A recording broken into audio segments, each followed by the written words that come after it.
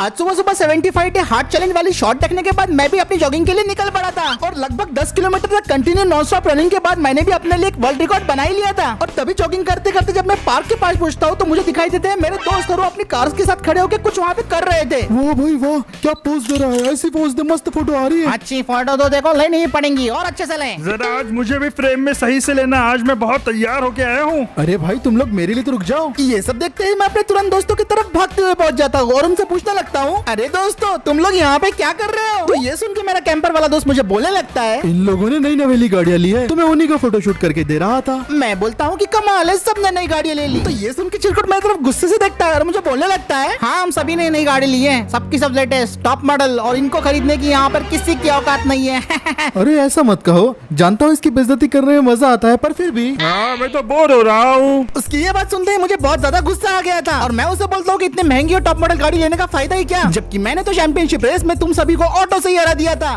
ये बात सुन के चिरकुट और भी ज्यादा बौखला जाता है और मुझे बोलने लगता है, पिछली बार सिर्फ तेरी किस्मत ने तेरा साथ दिया था, वरना मैं ही जीतने वाला था, और अगर तू सच में इतना अच्छा ड्राइवर है तो मुझे फिर से एक बार हरा के दिखा। अब मैं बोलता हूँ कि मेरे पास ये सब करने का वक्त नहीं है, तो मेरे बाकी सारे दोस्त बोलने लगते हैं, रहने दो, वैसे भी ये डर रहा है, शायद इस बार इसका तुक्का ना लगे। अगर एक बार हरा दिया है तो दूसरी बार हराने में क्या शर्म, क्योंकि ये मुझे हरा ही नहीं सकता।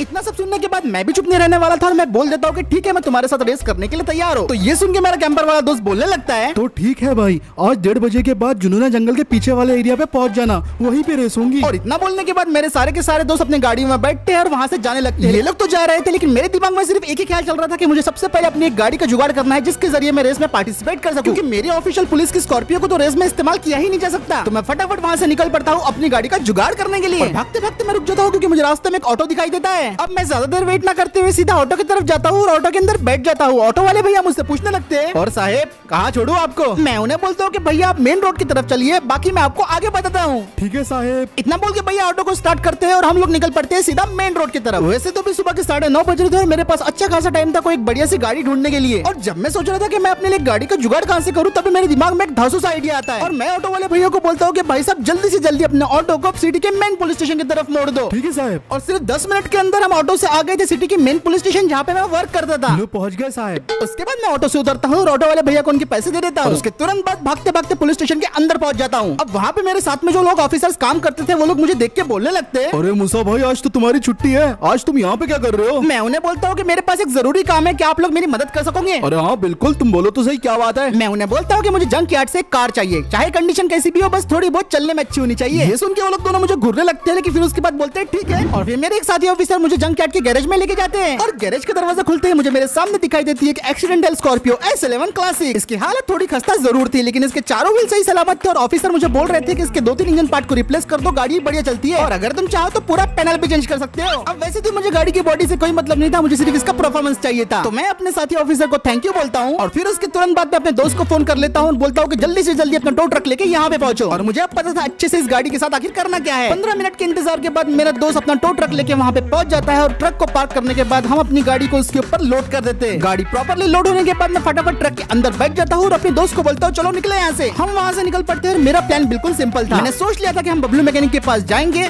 उसके पास जाके फटाफट पार्ट को रिप्लेस कर देंगे, हो सके तो 2-3 पैनल भी चेंज कर देंगे। और ये सारी चीजें करने के लिए बबलू मैकेनिक को सिर्फ 1 से 2 घंटे लगने वाले थे और सिर्फ 10 मिनट के अंदर हम लोग पहुंच जाते हैं बबलू मैकेनिक की वर्कशॉप में। वर्कशॉप में पहुंचने के बाद बबलू मैकेनिक को मैं सारी बातें बता देता हूँ, लेकिन वो कुछ मुझे ऐसा बोलता है जिसकी वजह से मेरा पूरा के पूरा प्लान चौपट हो गया था। सॉरी भाई, पर तेरी ये स्कॉर्पियो आज रिपेयर नहीं हो पाएंगी। ये सुन के मैं बबलू मैकेनिक को बोलता हूँ कि मुझे रिस्टोरेशन नहीं करना, बस 2-3 पार्ट्स ही रिप्लेस करने हैं, गाड़ी जैसी वैसी रहने दो। बात वही तो है भाई, पार्ट्स ही अवेलेबल नहीं है, 5-6 ग्राहक और इंतजार कर रहे हैं अपनी गाड़ियों के पार्ट्स के लिए, पार्ट्स को आने में बहुत टाइम लग रहा है, मेरी बात समझ, आज स्कॉर्पियो रिपेयर नहीं हो पाएंगी। ये सुनने के बाद मैं काफी मायूस हो गया था। अब मैं इस रेस में हिस्सा नहीं ले सकता था क्योंकि मेरे पास कोई गाड़ी ही नहीं थी और मेरे दोस्त सब सारे के सारे मिलके मेरा मजाक उड़ाने वाले थे। लेकिन इतने में बबलू मैकेनिक मुझे बोलने लगते हैं, भाई रेस में हिस्सा लेने के लिए स्कॉर्पियो जरूरी है क्या? तो मैं उन्हें जवाब देता हूँ कि मुझे तो बस गाड़ी से मतलब है, गाड़ी कैसी भी हो। ये सुन के वो ठीक है बोलते हैं और तुरंत उसके बाद अपने एक वर्कर को फोन लगा के बोलने लगते हैं, हाँ भाई 403 कस्टमर की गाड़ी लेके आ जल्दी से, अर्जेंट है। और फिर वो मुझे बोलते हैं कि इंतजार कर, तेरे लिए कस्टमर की गाड़ी आ रही है तो उसी से रेस करने वाला है आज। और सिर्फ 5 मिनट के अंदर उनका वर्कर लेके आ जाता है एक ऐसी गाड़ी जिसके बारे में मैंने उम्मीद भी नहीं की थी। और वो गाड़ी देखने के बाद मैं बबलू मैकेनिक को पूछता हूँ कि मैं सच में क्या इससे रेस करूँ, आपको कोई प्रॉब्लम तो नहीं होंगे ना बबलू भाई? तो ये सुन के वो मुझे बोलने लगते हैं, अरे भाई बिंदास गाड़ी को लेके जा, बस इसको सही सलामत वापस ले आना क्योंकि भाई ये कस्टमर की गाड़ी है। मैं उन्हें बोलता हूँ कि आप फिक्र मत करो बबलू भाई, मैं आपकी गाड़ी को सही सलामत वापस ले आऊंगा और उसके बाद मैं अपनी गाड़ी की तरफ बढ़ने लगता हूँ। और जैसे ही मैं गाड़ी के अंदर बैठता हूँ मुझे एक बहुत ज्यादा शानदार फीलिंग आती है। इससे पहले मैंने गाड़ी को कभी नहीं चलाया था और इसकी परफॉर्मेंस से मुझे थोड़ा सा डाउट था, लेकिन वो आगे जाके मालूम पड़ने वाला था कि आखिर में गाड़ी परफॉर्म तो करेंगी कैसे। और फिर मैं गाड़ी को स्टार्ट करके वहाँ से निकल पड़ता हूँ। मेरी गाड़ी बस सही सलामत वापस आ जाए। अब दूसरी तरफ यहाँ पे मेरे सारे दोस्त जुनून जंगल के पीछे पहुँच गए थे और सभी लोग रेस के लिए तैयार थे।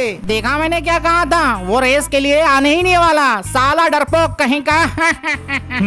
लग तो वही रहा है। ऑलरेडी 10 मिनट वो लेट हो चुका है। लगता है यहाँ पे हमारा आना वेस्ट गया। और जब ये लोग सारी बातों में लगे हुए थे इतने में उन्हें मेरी गाड़ी की आवाज आती है और जैसे ही वो लोग पलट के देखते हैं सारे के सारे लोगों के होश उड़ जाते हैं। फाइनली मैं रेस में पहुंच गया था और इस रेस में मैं जो गाड़ी का इस्तेमाल करने वाला था वो थी महिंद्रा की अल्टोरास G4। काफी पावरफुल लेकिन अंडररेटेड कार। फिर मैं गाड़ी से उतरता हूँ और उन लोगों के पास जाने लगता हूँ और ये सब देख के चिरकुट गुस्से से लाल पीला हो रहा था। चिरकुट और मैं एक दूसरे के आमने सामने खड़े हो गए थे और एक दूसरे को गुस्से से घूर जा रहे थे और चिरकुट मुझे बोलने लगता है, इस बार जरूरी नहीं कि तेरी किस्मत तेरा साथ दे दे। तो मैं भी उसे बोल देता हूँ कि जो होगा देखा जाएगा। और अब हम पूरी तरीके से रेस के लिए तैयार थे। कोई इस रेस में सिर्फ मजे करने के लिए आया था पर कोई मुझे हारते हुए देखना चाहता था। किसी को तो इस रेस से बिल्कुल भी फर्क ही नहीं पड़ता था, जबकि कोई रेस में मुझे हराने के लिए कुछ भी कर सकता था। और मैं तो बस यही प्रे कर रहा था कि ये गाड़ी मेरा साथ देना चाहिए। और फिर सारी गाड़ी की इंजन स्टार्ट होने के बाद हमारी रेस शुरू होती है। शुरुआत से रेस में काफी ज्यादा भसड़ मच चुकी थी। हर कोई पागलों की तरह एक दूसरे को पीछे करने में लगा हुआ था। मैं फुल पावर में अपने अल्टोरास को भगाए जा रहा था और कैंपर वाला दोस्त मेरे आगे आ गया था जिसको मैं पीछे करने की पूरी कोशिश कर रहा था। और यहाँ पे चिरकुट तो शुरुआत से रेस में आगे चल रहा था और उसके एंडेवर सच में बहुत ज्यादा पावरफुल थी। पर थोड़ी देर बाद मेरा कैंपर वाला दोस्त आगे निकल जाता है और स्कॉर्पियो वाला उसे पीछे करने की पूरी कोशिश कर रहा था और एक इंटरसेक्शन पे उसे उसने पीछे कर भी दिया। इस ट्रैक में काफी सारे जंप्स थे और कीचड़ की वजह से कार को कंट्रोल करना काफी ज्यादा मुश्किल हो रहा था। लेकिन शुक्र था मेरी गाड़ी 4x4 थी जिसकी वजह से मुझे जंप्स वगैरह करने में कोई दिक्कत नहीं हो रही थी और मैं आराम से ओवर खावर रास्तों को क्रॉस कर ले रहा था। फिलहाल तो मैं तीसरे पोजीशन पे चल रहा था और किसी तरीके से मैं चिरकुट के बच्चे को पीछे करने में लगा हुआ था। लेकिन बीच बीच में काफी सारी जंप्स होने की वजह से इसका एडवांटेज जब्बार ने उठा लिया था और मैं लिटरली आखिरी पोजीशन पे आ गया था। और क्योंकि जब्बार की गाड़ी काफी हल्की थी तो उसे एडवांटेज बहुत ज्यादा मिल रहा था। यहाँ पे पहले नंबर पे तो मेरा कैंपर वाला दोस्त डोमिनेट कर रहा था और स्कॉर्पियो और एंडेवर उसके बिल्कुल पीछे लगे हुए थे। चिरकुट पूरी कोशिश कर रहा था कि किसी तरह उसे आगे निकलने का एक मौका तो मिल जाए, लेकिन वो सफल नहीं हुआ। यहाँ जब्बार और मेरे बीच में मुकाबला चल रहा था कि कौन आगे निकलता है, लेकिन जब्बार भी अपनी पोजीशन को इतने आसानी से छोड़ने नहीं वाला था। जब्बार अपनी गाड़ी का फुल पावर इस्तेमाल कर रहा था और पूरी रफ्तार से अपनी गाड़ी को भगाया जा रहा था और थोड़े तीखे मोड़ों पे मुझे अपनी गाड़ी मोड़ने में थोड़ी सी दिक्कत हो रही थी। लेकिन फिर भी मैं किसी तरह जब्बार के आगे निकलने वाला था, लेकिन जब्बार मुझे ठोकने लगता है। तुझे इतने आसानी से आगे तो मैं नहीं जाने दूंगा। पहले ही रास्ता काफी छोटा था और जब्बार मुझे बिल्कुल भी आगे जाने की जगह नहीं दे रहा था और मैं बस अपने एक सही मौके की तलाश में था और बस सोच रहा था कि कैसे जब्बार से मैं चौथी पोजीशन को छीन लूं। लेकिन थोड़ी ही आगे एक अलग ही बैटल चल रही थी। रेस में पहले नंबर पे अभी मेरा स्कॉर्पियो वाला दोस्त चल रहा था और उसको पीछे करने की पूरी कोशिश कर रहा था मेरा कैंपर वाला दोस्त। और इन दोनों के बीच में एक तगड़ी बैटल चल रही थी। वो अपनी स्कॉर्पियो को फुल रफ्तार से भगाने की कोशिश कर रहा था और वो कैंपर वाले को आगे जाने नहीं देना चाहता था। लेकिन मेरा कैंपर वाला दोस्त भी नंबर 1 पे आने के लिए हर एक मुमकिन कोशिश कर रहा था और ये रेस वो बिल्कुल भी हल्के में नहीं ले रहा था। और ऐसा करते करते हम सभी लोग पहुंच जाते हैं सबसे बड़ी जंप की तरफ। सबसे पहले स्कॉर्पियो वाला जंप मारता है, उसे सक्सेसफुली कंप्लीट कर लेता है और उसके बाद चिरकुट भी जंप मार देता है और उसके एंडेवर की लैंडिंग भी बढ़िया हो गई थी। लेकिन जब्बार अपना रास्ता बदल लेता है क्योंकि वो जंप से डर गया था। नहीं रे बाबा, मैं नहीं करूंगा जंप। वो तो रास्ता बदल देता है लेकिन मैं फुल रफ्तार से अपनी गाड़ी को जंप करा देता हूँ और थोड़ी ही फासले से मैं इस जंप को सक्सेसफुली कंप्लीट कर लेता हूँ और मौके का फायदा उठाते हुए मैं चौथे नंबर पे आ गया था। अब इस रेस में और भी ज्यादा मजा आने लगा था और मैं अब अपने कैंपर वाले दोस्त को पीछे करने में लगा हुआ था, लेकिन वो भी इतने आसानी से मुझे आगे जाने नहीं दे रहा था। और फिर हम सब लोग पहुंच जाते हैं एक्सट्रीमली मडी रोड पे और यहाँ पे तो लिटरली गाड़ी को कंट्रोल करना बहुत मुश्किल हो रहा था। सारी कार्स बुरी तरीके से उछल रही थी और मैं देख रहा था कि भाई कैंपर वाले को तो बहुत मजा आ रहा है ये सब चीजें करके। ये रोड्स का फायदा उठा के उसने चिरकुट को भी पीछे कर दिया था, जबकि चिरकुट तो यहाँ पे बेचारा अपनी गाड़ी को कंट्रोल करने की कोशिश कर रहा था जो कि बुरी तरीके से हिल रही थी। चिरकुट को पीछे करने के बाद कैंपर वाले दोस्त ने जब्बार को भी पीछे करने की कोशिश की जो आगे आ गया था और देखते ही देखते मेरे कैंपर वाले दोस्त ने स्कॉर्पियो वाले को भी पीछे कर दिया था और कैंपर अब नंबर 1 पोजीशन पे डोमिनेट कर रहा था। लेकिन ये देख के चिरकुट को बहुत गुस्सा आ गया था। चिरकुट किसी तरह अपने एंडेवर को बिल्कुल कैंपर के नजदीक ले जाता है और कैंपर को जोर से टक्कर मार के उसे बिल्कुल 360 डिग्री घुमा देता है। कैंपर इस वजह से आउट ऑफ कंट्रोल हो गया था और अब चिरकुट नंबर 1 पोजीशन डोमिनेट कर रहा था और बेचारा कैंपर लास्ट में आ गया। कुछ सेकंड बाद जब्बार नंबर 1 पे आ गया था, लेकिन फिर से एंडेवर ने उसको पीछे कर दिया था और चिरकुट अब फिर से लीड कर रहा था। अरे नहीं। और मेरा कैंपर वाला दोस्त भी फिर से रेस पे वापस आ चुका था। यहाँ चिरकुट और भी ज्यादा बौखलाया हुआ था क्योंकि जब्बार फिर से उससे एक बार आगे निकल गया था और वो और भी घबरा गया जब उसके पीछे मैं आ गया था। पहले पे जब्बार, दूसरे पे चिरकुट और तीसरे पे मैं चल रहा था। बिल्कुल मेरे सामने जब्बार और चिरकुट की लड़ाई हो रही थी और मैं बस सोच रहा था कि सही मौका देख के इन लोगों को ओवरटेक कर दूं। लेकिन तभी इतने में कबाब में हड्डी बनने के लिए मेरा कैंपर वाला दोस्त पीछे से आ जाता है और अब हम दोनों तीसरी पोजीशन के लिए लड़ रहे थे। रेस खत्म होने में थोड़ा ही वक्त रह गया था तो मैंने भी अपनी गाड़ी की पूरी रफ्तार लगा दी और मैं लगभग कैंपर वाले को ओवरटेक करने वाला था। लेकिन तभी इतने में एक तीखा मोड़ आता है और अचानक मेरी गाड़ी का चक्का बैरिकेड से टकरा जाता है। मेरी गाड़ी पलट जाती है और उसके बाद 3-4 पलटियां खाने के बाद सीधी हो जाती है और जिसकी वजह से मैं पूरे लास्ट पोजीशन पे आ गया था। ये लोग तो आगे निकल गए थे, लेकिन इनको पीछे करने के लिए मुझे सामने दिखाई देता है एक शॉर्टकट। ये रिस्की तो जरूर था, लेकिन अगर मुझे रेस जीतनी थी तो मुझे इसको ट्राई करना ही था। तो फिर क्या था, मैं फुल रफ्तार से अपनी गाड़ी को उस पहाड़ी की तरफ भगाने लगता हूँ और लगभग 80 किलोमीटर प्रति घंटे की रफ्तार से मैं इस गाड़ी को वहाँ से जंप करा देता हूँ। लेकिन जैसा मैंने एक्सपेक्ट किया था, ये जंप तो उससे भी ज्यादा हाई हो गई थी और मेरी फटके हाथ में आ गई थी। और नीचे देखने में मुझे चिरकुट और स्कॉर्पियो वाला दोस्त दिखाई देता है। मैं बिल्कुल उनके ऊपर से अपनी गाड़ी को जंप करा देता हूँ और बड़ी मुश्किल से अपनी गाड़ी को लैंड कराता हूँ उनके बाजू में। गाड़ी लैंड करने में मुझे झटका तो बहुत जोर से लगा था, लेकिन फाइनली रेस के आखिरी पड़ाव में मैंने पहली पोजीशन को गेन कर लिया था। और फिर बस मैंने कुछ नहीं देखा, मैंने अपनी गाड़ी का फुल एक्सेलरेटर दिया और नंबर 1 पोजीशन पे रेस को फिनिश कर दिया। और एक और बार मैंने इस एक्सट्रीम ऑफ रोड रेस को फिनिश कर दिया नंबर 1 पोजीशन पे।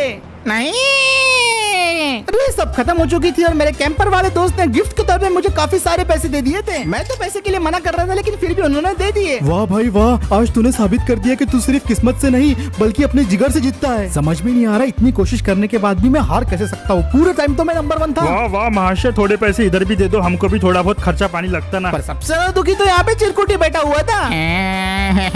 हर बारी ऐसा क्यों होता है? इसको मैं एक ना एक दिन जरूर आऊंगा।